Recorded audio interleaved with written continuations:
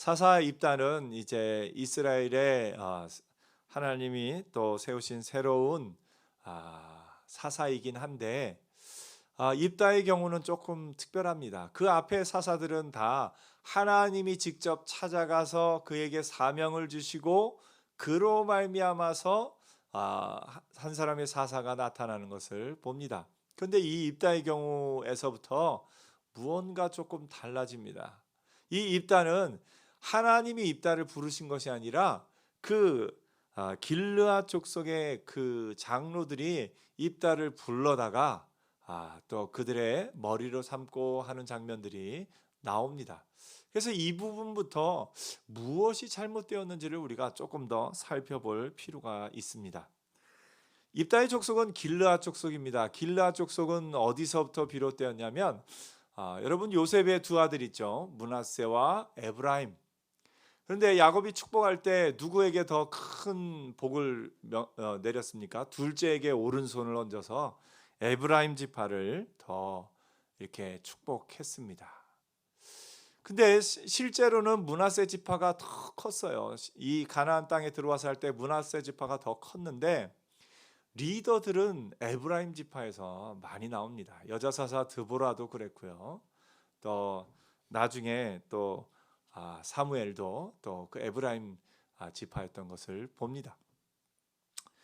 여호수아도 그랬고요. 또 이 사사 입단은 대신에 이 당시에 이 에브라임과 므낫세 지파에 서로 이렇게 갈등이 있는 그 가운데 이 입단은 길르앗 족속이라 성경이 기록합니다. 길르앗 족속은 므낫세 지파입니다. 그래서 그 패권을 가지고 에브라임 지파와 므낫세 지파가 이렇게 갈등을 벌이고 있는데, 지금 므낫세 지파의 입다 이야기가 나옵니다. 그의 처음 출발은 뭐냐면 기생에게서 낳은 아들이라 이야기합니다. 기생에게서 낳은 아들이라서 입다는 처음에 아들이기 때문에 어느 정도는 했지만, 이 길르앗, 사실은 그 이름이 길르앗인 것은 아니고 입다의 아버지 이름이 잘 알려지지 않았기 때문에 그 족속의 이름을 따라서 일단 부른 것으로 보입니다. 그 길르앗의 아내가 아들들을 낳으니까 이 입다는 그만 쫓겨나고 맙니다. 그래서 이 입다가 쫓겨나고 나서 그는 원래 기골이 좀 장대하고 또 사람들과 싸우는 것을 잘했던 것 같습니다. 입다가 그의 형제들을 피하여 돕당에 거주하며 잡류가 그에게로 모여와서 그와 함께 출입하였더라. 이 번역은 그렇게 했는데 실질적인 내용은 뭐냐면, 입다 주변으로 힘 좀 쓴다 하는 사람들이, 주먹 좀 쓴다 하는 사람들이 모여들어서 아주 이스라엘 가운데 강한, 어떻게 보면 힘을 지닌 그런 모임이 생겨나게 된 겁니다. 근데 나중에 암몬 사람이 이 이스라엘을 쳐들어왔을 때 이 길라 장로들이 주변을 돌이켜 봅니다. 우리 가운데 먼저 나가서 싸울 자가 누구냐 했는데 아무도 없는 겁니다. 용감하게 먼저 나가 싸울 자가 없는 겁니다. 그래서 이 길라 장로들이 누구를 생각하냐면 이 입다를 생각합니다. 그래서 입다에게로 찾아와서 너는 우리의 머리가 될지라 이렇게 이야기를 합니다. 입다 입장에서는 어때요? 여러분이 만약에 입다라면 어땠을 것 같아요? 나를 기생의 아들이라고 내쫓을 때는 언제고, 또 위험한 일을 당하니까 그들의 필요를 따라 나를 오라고 하고 전쟁에 나가서 앞장서서 목숨 걸고 싸우라고 그러고, 혹시나 싸워서 이기면 우리들의 머리가 되라 이렇게 이야기하는 이스라엘을 향해서, 이 길르앗 장로들을 향해서 입다의 마음이 어땠을까요? 여러분 같았으면 어땠을 것 같아요? 나를 무시하고 버리더니 도움이 필요할 때 와서 도와달라 합니다. 도와주고 싶을까요? 안 도와주고 싶을까요? 아마 안 도와주고 싶을 겁니다. 그것도 와서 무조건적으로 도와달라는 게 아니라 조건이 있습니다. 이기면 우리의 머리가 되리라, 이런 조건이 있습니다. 사실 이 입다에 대해서 이런 이야기를 들으면 여러분이 도저히 이해가 안 가죠. 어떻게 기껏 자기들이 이 무시하고 버릴 때는 언제고 도움이 필요하니까 그 앞에 가서 이렇게 하는 이 길르앗 사람들의 모습을 보면 참 이해가 안 가는데요. 사실 이 길르앗 사람들과 입다의 관계는요, 이스라엘 백성 전체와 하나님과의 관계와 비슷합니다. 이스라엘 백성이 하나님께 대해서 하나님을 버립니다. 물론 이 입다와 하나님을 정확하게 동일선상에 놓는 것이 아니고 그 둘을 조금 이렇게 비교하는 겁니다. 이스라엘 백성은 그 하나님을 버립니다. 그리고 자기들 마음대로 자기들이 좋은 것만 가지고 살아갑니다. 그러다가 고난당하고 어려워서 그 이방 민족들에게 큰 고난을 당하니까 그제서야 하나님을 찾아옵니다. 하나님, 이 이방 민족을 쫓아내 버리시면 우리의 하나님이 되어 주옵소서. 하나님에 대해서 이스라엘 백성이 이 앞서서 모든 사사들 가운데 했던 행동이 똑같습니다. 하나님을 버리고 자기들만의 길로 갔다가 이방 민족으로 인해서 고난을 받으니까 또 하나님 앞에 와서 부르짖고, 그래서 하나님이 또 사사 보내서 구원하시고, 이런 과정이 계속 반복되어 옵니다. 하나님에 대해서 이스라엘 백성의 이 모습은 어찌 보면 이제 만성화가 되고 하나님을 향해 그러는 것 자체에 죄책감을 느끼지 않을 만큼 둔해진 그런 악한 모습을 봅니다.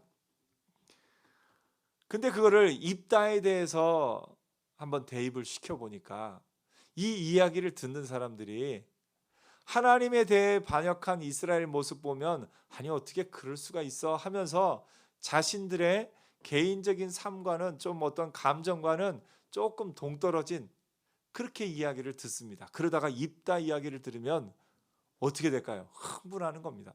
아니 어떻게 자기들이 싫다고 버릴 때는 언제고 이제 와서 도움이 필요하니까 입다에게 찾아가서 머리를 조아리고 그를 우리의 머리로 삼고 그렇게 참 이 길르앗 사람들은 참 너무한다 너무해 혀를 끌끌 찰 겁니다. 그러면서 길르앗 사람들을 막 비난하는 그런 이스라엘 사람들의 모습 가운데 그게 지금 하나님을 향한 이스라엘의 모습도 그와 같다 이야기를 하면 아마 마음에 쿵 하고 큰 충격을 받게 될 겁니다. 여러분은 어떻습니까? 입다의 이야기를 보면서 아니 어떻게 그럴 수 있나라고 생각을 했다가 내가 하나님 앞에 그렇게 하고 있다는 걸 알 때 여러분은 어떻습니까? 우리가 사실 하나님 앞에 하나님이 우리를 구원하셨음에도 불구하고 하나님을 떠나서 내 마음대로 내 뜻대로 내가 하고 싶은 대로 이렇게 살아가다가 어려움 만나고 큰 도움이 필요할 때에 비로소 하나님 앞에 나와서 하나님 잘못했어요. 하나님 도와주세요. 라고 말하는 우리의 모습이 이 입다를 버렸다가 입다를 찾아간 이 길르앗 사람들, 하나님을 버렸다가 또 도움이 필요할 때 하나님 앞에 찾아가는 이스라엘 백성의 모습들이 우리의 오늘날의 모습들과도 좀 닮아 있는 것을 보게 됩니다. 오늘 여러분, 우리는 이 이스라엘 사람처럼 아니면 이 길르앗 장로들처럼 우리가 하나님을 버리고 내 마음대로 갔다가 도움이 필요할 때만 하나님 앞에 찾아오는 이런 모습, 이제는 버리는 은혜가 있기를 축복합니다. 우리가 내 마음대로 행하다가 안 될 때만 하나님을 찾아오는 것이 아니라 하나님 앞에서 늘 살아가는 은혜가 있기를 축복합니다. 그래서 하나님이 이 입다 이야기를 좀 우리에게 주시는 것 같아요. 하나님과 이스라엘 백성의 관계만 놓고 보면 잘 이 마음에 좀 덜 와닿다가 길르앗 장로들이 입다에게 한 내용을 들면 마음에 어떻게 그럴 수 있냐고 하는 그런 생각이 우리에게 들어오는 것을 보게 됩니다. 그리고 나서 입다를 부르는 이 과정도 사실 길르앗 장로들이 무조건적으로 당신은 우리의 머리가 되라 이렇게 하지 않습니다. 조건이 있습니다. 저 암몬 사람들을 당신이 앞서 나가서 저 암몬 사람들을 무찌르고 나면 우리의 머리가 되리라 이렇게 이야기를 하는 겁니다. 입다도 이걸 분명히 알 수 있습니다. 입다가 9절에 이렇게 이야기합니다. 입다가 길르앗 장로들에게 이르되 너희가 나를 데리고 고향으로 돌아가서 암몬 자손과 싸우게 할 때에 만일이라고 했어요. 만일 여호와께서 그들을 내게 넘겨주시면 내가 과연 너희의 머리가 되겠느냐. 입다도 이게 조건적이라는 것을 알아요. 때로 우리가 하나님 앞에 조건적일 때가 있습니다. 하나님, 이것만 풀어주시면 제가 하나님을 잘 섬길게요. 하나님, 요 문제만 해결하고 나면 내가 하나님 잘 섬길게요. 하나님, 이 대학 입시에 합격만 하면 하나님 더 잘 섬길게요. 내가 이것만 하고 나면 더 잘하겠습니다라고 조건을 걸 때가 참 많습니다. 입다도 그것을 알기에 이스라엘 그 길르앗 장로들과의 관계 속에서도 그 조건에 해당하는 조건을 걸고 그들과 그들을 대신해서 또 암몬 사람과 싸우기로 작정을 합니다. 입다의 이 마음, 이 길르앗 장로들과 입다의 관계에서 이 조건절은 입다가 실제로 전쟁에 나갈 때 입다 자신도 또 조건을 내겁니다. 뭐라고 조건을 내겁니까? 하나님, 만약에 이 전쟁에서 나를 이기게 하시면 내가 집으로 돌아가는 길에 제일 먼저 만난 그것을 하나님 앞에 드리겠습니다. 이렇게 서원합니다. 사실은 필요 없는 소원이에요. 하나님이 우리를 조건적으로 사랑하십니까? 하나님이 우리를 너 이것만 하면 내가 너를 사랑할게 그러십니까? 너 이것만 하고 나면 내가 너를 나의 자녀로 삼으실게 그렇습니까? 그렇지 않습니다. 하나님은 조건으로 우리를 사랑하는 분이 아니라 아무런 조건 없이 예수 안에 있는 우리를 자녀로 삼으시고 우리를 사랑하시고 우리에게 좋은 것 주기를 원하시는 분, 그분이 하나님이십니다. 하나님은 우리를 향해서 조건 없이 사랑하셨는데 우리는 하나님을 향해서 이렇게 조건을 내걸 때가 있습니다. 입다가 잘못 생각했지요. 하나님은 이 입다의 이 마음과 또 입다가 나중에 그 딸을 드리는 것 전혀 기뻐하지 않으세요. 오히려 구약의 율법은 저 이방의 왕들, 이방의 신들처럼 그 자녀를 이렇게 제물로 잡아드리는 거 이거 절대 하지 마라. 성경에 하지 말라고 하는 거예요. 그런데 입다는 무언가는 드려야 되겠고 무언가는 드려야 되겠는데 무언가는 조건을 내걸어야 되겠는데 내가 조건 내걸 만한 게 없으니까 이렇게 입다가 이야기를 하는 겁니다. 오늘 여러분, 세상은 조건적으로 삽니다. 사람과 사람의 만남은 다 조건적이에요. 주는 게 있으면 받는 게 있고요. give and take라고 하죠. 다 그런 관계 속에서 어떤 자신의 이익을 위해서 사람들과의 관계를 맺는 것이 이 세상의 전반적인 법칙입니다. 나한테 이익이 안 되면 굳이 만날 필요가 없고요. 나한테 이익이 안 되면 내가 그에게 더 잘해줄 이유도 없는 것이 세상의 전반적인 법칙입니다. 그러나 믿음 안에서 하나님이 우리에게 주신 법칙은 조건 없이 사랑하시고 조건 없이 은혜를 주시고 조건 없이 우리를 찬양 삼아 주신 그 은혜를 우리가 봅니다. 오늘 여러분, 하나님의 은혜 안에 거하는 우리는 하나님을 향한 우리 사랑도 조건이 아니라 아무런 조건이 없어도 하나님이 나를 사랑하신다는 그것을 알기 때문에 내가 지금 잘 되어도 내가 혹 지금 어떤 일이 잘못되어도 여전히 하나님을 향한 우리의 마음 여전한 은혜가 있기를 축복합니다. 내가 잘 되어도 내가 조금 안 되어도 여전히 하나님은 나를 사랑하시고 나도 여전히 하나님을 사랑하고 그런 조건에 의해서 좌우되는 사랑이 아니라 하나님이 우리에게 주시는 사랑은 무조건적인 사랑, 한없는 사랑이십니다. 그러므로 우리도 하나님 앞에 조건적으로 하나님 이것만 해주시면 제가 이렇게 할게요. 그렇게 하지 않는 은혜가 있기를 축복합니다. 하나님은 여러분을 이미 사랑하시고 아무 조건 없이도 여러분을 받아주시고 여러분을 품어주시고 여러분에게 좋은 것 주기를 원하십니다.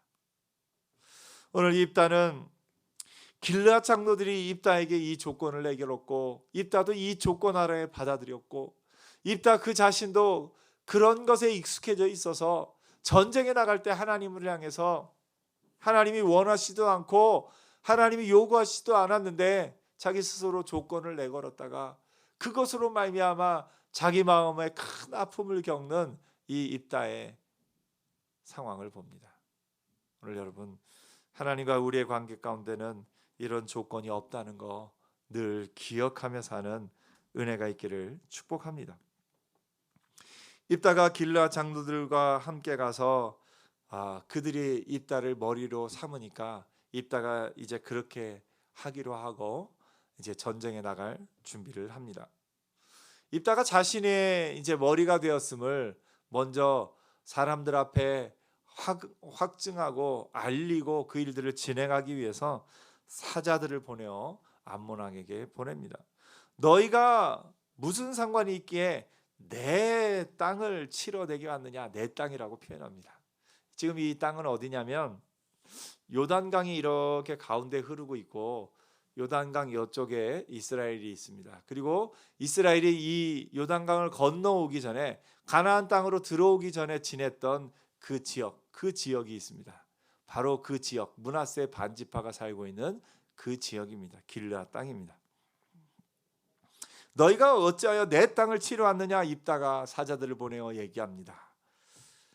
여기서부터 이 뒤에 나오는 건 여러 가지 문학적인 이런 어떤 장치들이 섞여 있습니다. 그 가운데는 전체적으로는 그냥 이야기체이긴 하지만 입다와 이 암몬의 왕이 서로 변호하고 송사하고 어떻게 보면 당시에 고대 근동 아시아에 있는 법률 재판을 보는 듯한 하나님이 재판장이 되시고 이쪽에서는 입다가 이쪽에서는 암몬 자손이 서로 이렇게 얘기하는 그런 형식으로 이야기를 끌어가고 있습니다.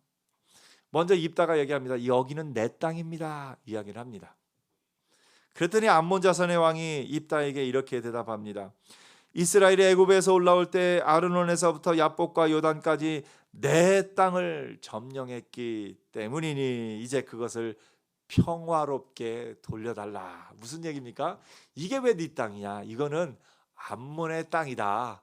이스라엘이 저 애굽에서 올라올 때 이 땅을 강제로 뺏은 거니까 다시 평화롭게 돌려달라. 서로 소유권을 주장하는 겁니다. 재판이 재밌어지네요. 이쪽도 자기 땅이라고 그러고 이쪽도 자기 땅이라고 그러고 어떻게 될까요? 입다가 암몬 자손의 왕에게 다시 사자들을 보내어 말합니다. 이스라엘의 모압 땅과 암몬 자손의 땅을 점령하지 아니하였느니라. 그러니까 암몬 자손이 이건 내 땅이요라고 하니까 그 땅은 원래 암몬 땅이 아니었습니다라고 이야기를 하는 거예요. 그러면서 이스라엘의 역사를 이렇게 들어갑니다. 이게 두 가지 효과가 있어요. 하나는 이런 사신을 보내서 막 얘기하면서 입다는 뒤로는 전쟁 준비하는 겁니다. 자신이 이 길르앗 장로들로 인해서 이 머리가 되었지만 아직은 군대가 없지 않습니까? 함께하던 힘 좀 쓰는 사람들이 좀 있기는 하지만 조금 더 사람들을 불러 모으고 자신이 이 머리로서의 위치를 공고히 하기 위해서 사신으로서 대화를 주고받는 겁니다. 또 하나는 이 이야기를 통해서 모압 왕과 이 암몬 왕과의 이야기를 통해서 이 이야기가 암몬과 입다의 싸움이 아니라 역사를 거슬러 올라가서 역사 이야기를 하면 할수록 암몬 왕과 입다의 싸움이 아니라 암몬 족속 전체와 이 입다가 속한 이스라엘 백성 전체의 전쟁임을 분명히 하는 겁니다.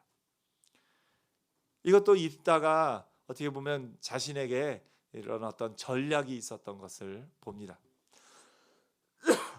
그러면서 역사를 얘기합니다. 이스라엘이 이리로 올라올 때에 저 밑에 에돔 왕에게서부터 그리고 모압 왕 이르기까지 이리로 올라오면서 사자들을 보내어서 먼저 통과하게 하려고 했는데 거절을 해서 이렇게 삥 돌아왔다 그런 얘기들을 합니다. 사실 이 에돔 족속과 모압 족속과 암몬 족속은 다 친척지간입니다. 어떻게 친척지간이죠? 저 에돔 족속은 야곱의 형 에서의 후예들입니다. 그리고 이 모압과 암몬은 아브라함의 조카 누굽니까? 롯. 롯의 그 두 딸에게서 낳은 그 후손들이 이 모압과 암몬입니다. 그러니까 다 어떻게 보면 먼 친척간이죠. 근데 이들이 갈 때에 그들이 허락하지 않습니다. 그래서 이스라엘이 빙 돌아서 지금의 땅으로 옵니다. 지금 논쟁이 되는 그 땅으로 이렇게 빙 돌아서 옵니다. 그러면서 입다가 이야기합니다. 그때 광야를 지나 에돔 땅과 모압 땅을 멀리 돌아서 이렇게 와서 여기 왔는데, 여기 와 보니까 헤스본 왕 곧 아모리 족속의 왕 시혼이 있었다, 이렇게 얘기합니다. 그러니까 지금 논쟁이 되는 이 땅은 암몬 족속의 땅이 아니라 누구요? 아모리 족속. 예. 아모리 족속의 왕 시혼의 땅이었다, 이렇게 이야기를 합니다. 아모리 족속의 왕에게도 처음에는 편지를 보내서 우리가 통과하려고 한다 했는데, 그들이 통과를 안 시켜줄 뿐만 아니라 아모리 족속의 왕이 다 군대를 모아 갖고 와서 바깥에 진치니까 어쩔 수 없이 싸웠다. 그러니까 이스라엘의 역사를 통해서 이 땅을 차지한 것은 억지로 와서 뺏은 게 아니라 지나가려고 했는데, 아모리 족속이, 그것도 지금 싸우려고 하는 암몬 족속이나 모압 족속이 아니라 아모리 족속이 와서 싸우고자 했기 때문에 어쩔 수 없이 싸워서 이 땅을 차지하게 된 거다라고 이야기를 하는 겁니다. 이스라엘의 하나님 여호와께서 시온과 그의 모든 백성을 이스라엘 손에 넘겨주심에, 하나님이 주셨다는 거예요. 하나님이 주셔서 우리가 이 땅을 차지한 거다 이야기를 합니다. 그러면서 재미있는 이야기를 하나 합니다. 입다가 뭐라고 얘기냐면, 내 신 그모스가 내가 주어 차지하게 한 것을 내가 차지하지 아니하겠느냐. 이거 그냥 들을 수 있지만 이거 조금만 공부하면 이거 잘못 언급한 거예요. 왜냐하면 지금 싸우러 온 것은 암몬 족속인데요, 이 그모스는 모압 족속의 신입니다.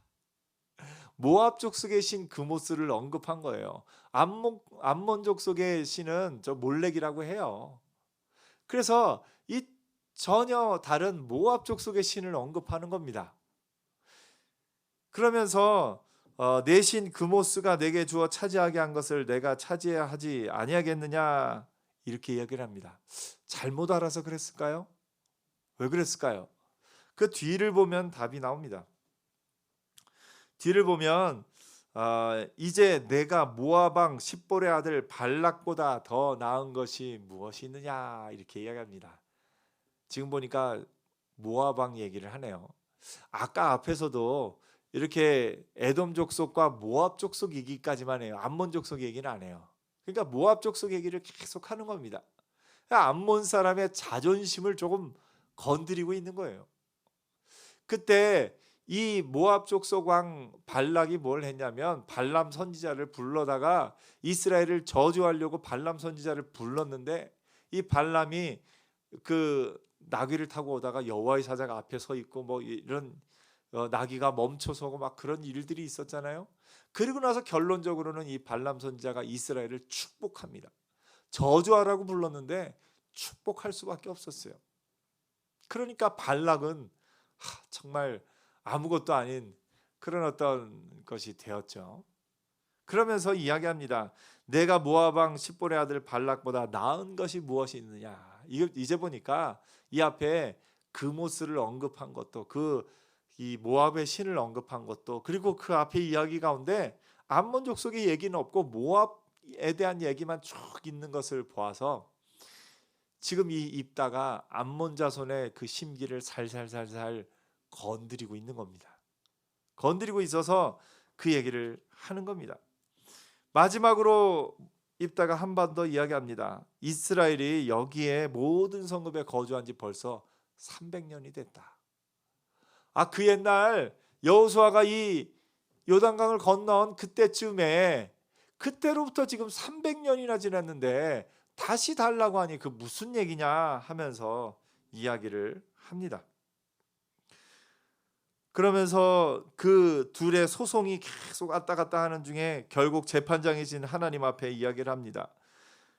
내가 내게 죄를 짓지 아니하였거늘 내가 나를 쳐서 내게 악을 행하고자 하는도다. 원하건대 심판하시는 여호와께서 오늘 이스라엘 자손과 암몬 자손 사이에 판결하시옵소서. 서로 이제 소송하면서 마지막으로 재판장 하나님 앞에 이야기하는 그런 형식을 빌려서 이야기하고 있습니다.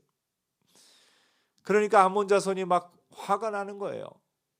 이스라엘 사람들은 이야기를 들으면 어땠을까요? 통쾌하다 했을 겁니다. 그러면서 야, 입다가 꽤 잘하네. 그러면서 사람들이 입다에게로 조금 더 모여들게 됩니다.